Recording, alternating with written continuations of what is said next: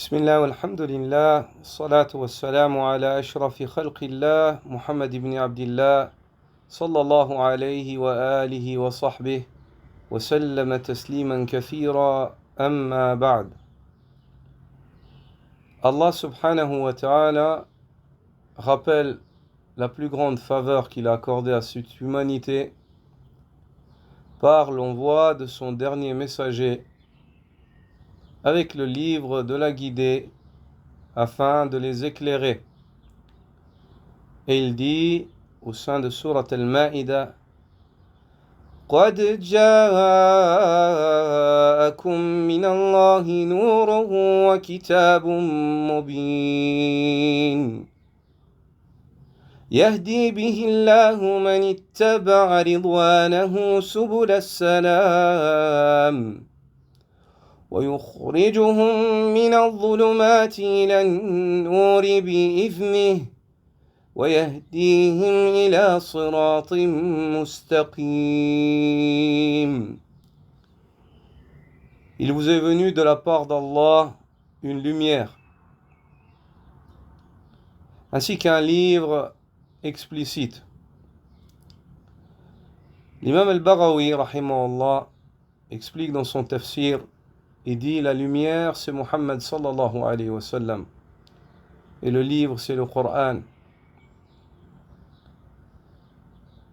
Et le Coran, pour le comprendre et pour l'interpréter, il faut revenir à la lumière, qui est le prophète Muhammad sallallahu alayhi wa sallam. Il est primordial que les gens comprennent qu'on ne peut pas dissocier entre le Coran et la Sunna dans le jugement et dans la mise en pratique et l'application. La Sunna du prophète sallallahu alayhi wa sallam est une révélation. Ceci car il ne parlait pas sur l'effet des passions.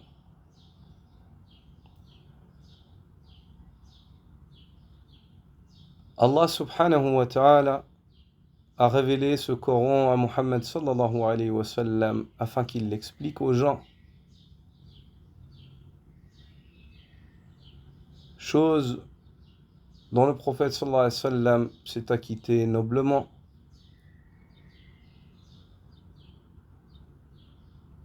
Quelle faveur! Lorsqu'on lit ce verset-là, la poitrine s'élargit, l'âme se repose. Le croyant ressent la faveur divine sur lui. Allah azza wa jal nous a amené une lumière. Lumière qui nous a expliqué le livre d'Allah subhanahu wa ta'ala, la parole divine. Il nous a expliqué ce qu'il a entendu de l'ange Gabriel, qui lui a entendu d'Allah, mot à mot.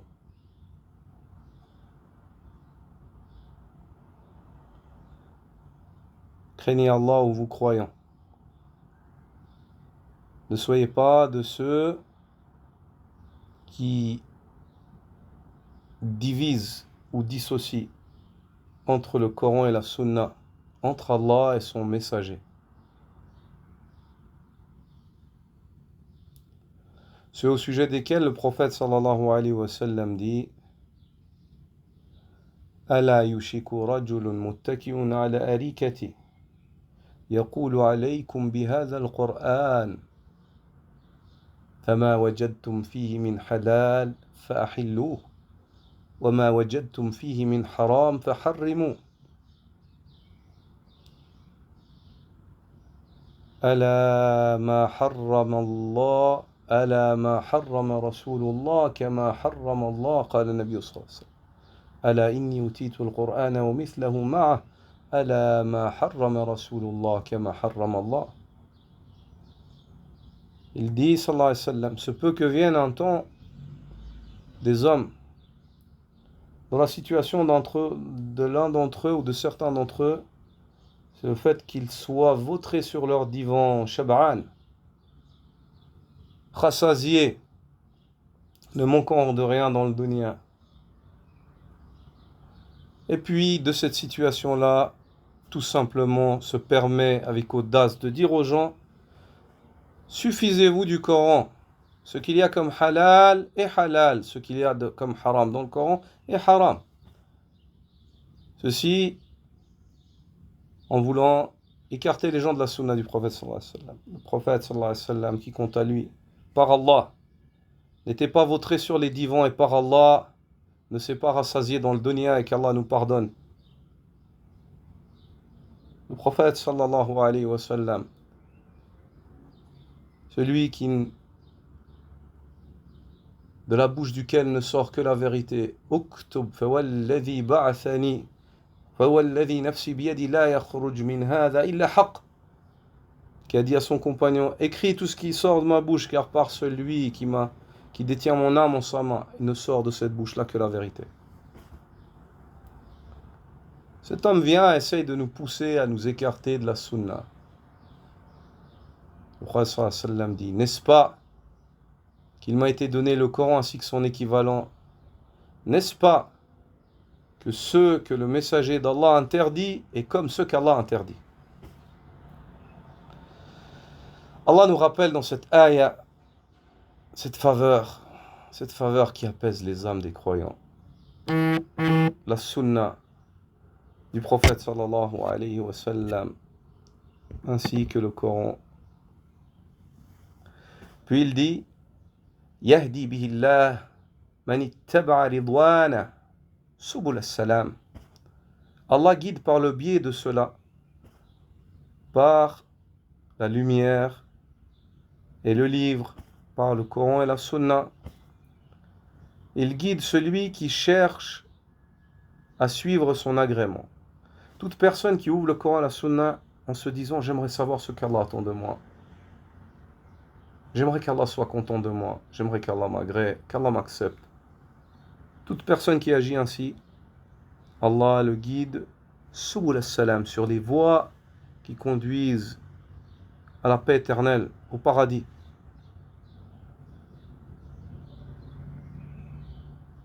C'est-à-dire dans toute situation, on comprend de cette ayah que dans toute situation on a besoin de revenir.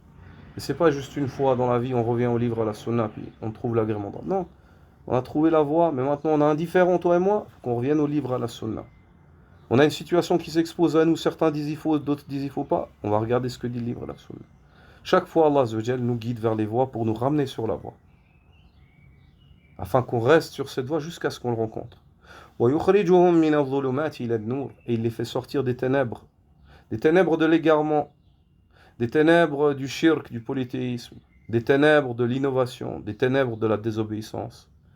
Il est nour vers la lumière de la guidée, vers la lumière du tawhid, du monothéisme, vers la lumière de la sunna du prophète sallallahu alayhi wa sallam qui s'oppose à l'innovation, et vers la lumière de l'obéissance qui s'oppose à la désobéissance. Bi'idhni, par sa permission. Seul Allah a cette capacité. Wa ma 'ala ar-rasouli illa al-balagh. Quant au messager, il ne lui incombe que de transmettre. Wa yahdihim ila siratin mustaqim. Et c'est ainsi qu'il les guide vers un droit chemin, un chemin qui est parfaitement droit. Un chemin qui est parfaitement droit. Donc, cette faveur divine qui est la guidée est une faveur. Et non n'est privé que celui qui se prive. La yahliku ala Allah illa halik. N'est perdu d'Allah qu'une personne qui est vouée à la perte.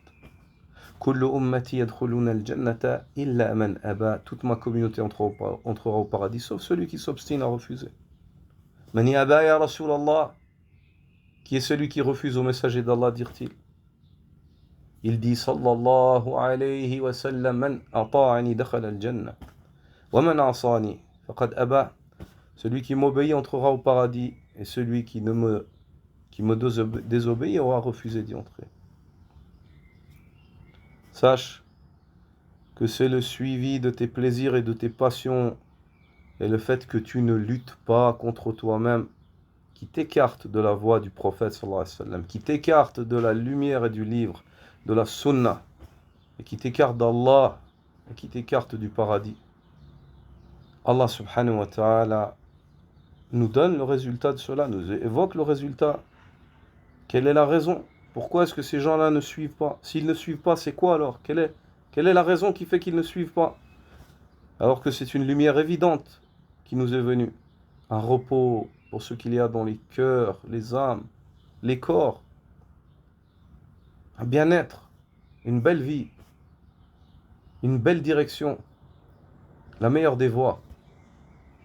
Allah Azza wa Jal évoque dans Surat Al-Qasas et dit فإن لم يستجيبوا لك فاعلم أنما يتبعون أهواءهم ومن أضل ممن اتبع هواه بغير هدى من الله إن الله لا يهدي القوم الظالمين.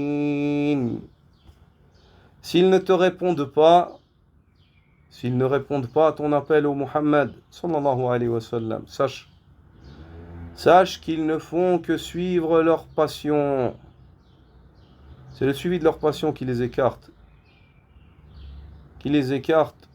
de l'accrochement à la voie. Et qui est plus égaré que celui qui suit ses passions sans avoir de guidée de la part d'Allah Azza wa Jal? Il n'a pas de preuve pour ce qu'il fait.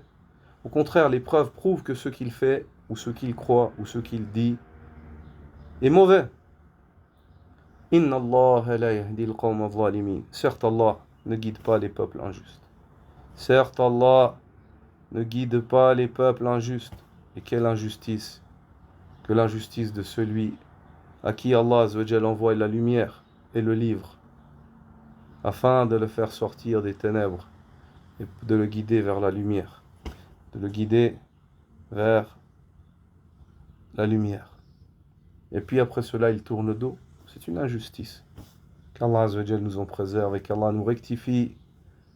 Et on implore à Allah subhanahu wa ta'ala la guider et qu'il nous préserve, nous, ainsi que nos enfants et notre descendance, tant qu'Allah a décrété pour nous une descendance dans ce bas monde. سبحانك اللهم وبحمدك أشهد أن لا إله إلا أنت أستغفرك وأتوب إليك